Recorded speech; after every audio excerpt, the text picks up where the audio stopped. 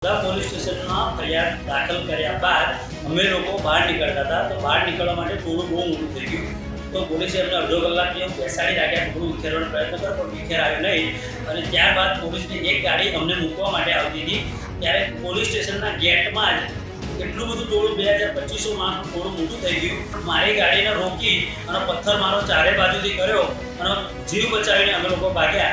ત્યારબાદ પાછળની ગાડીમાં જે પીઆઈની ગાડીમાં જે ફરિયાદ દાખલ કરી ભાઈ હતા તો એ ભાઈને ચાલુ ગાડીનો ખેંચવાનો પ્રયત્ન કર્યો પબ્લિકે અને પીઆઈની હાજરી હોવા છતાં પણ ખેંચવાનો પ્રયત્ન કર્યો।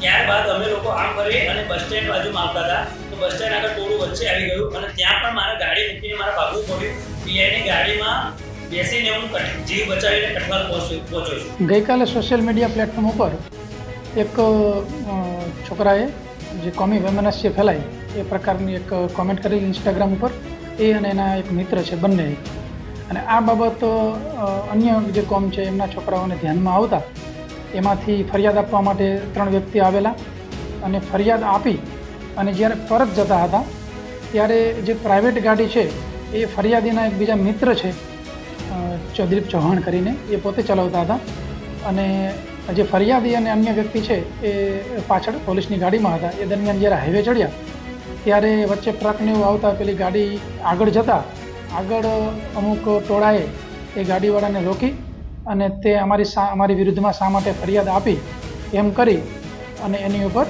ઘાતકી હુમલો કર્યો। તો આ બાબતે આશરે 101 લોકોના ટોળાની વિરુદ્ધમાં ગુનો દાખલ થયેલો છે। અમારી તમામ માહિતીથી અપડેટ રહેવા માટે જોડાયેલા રહો S9 ન્યૂઝ સાથે।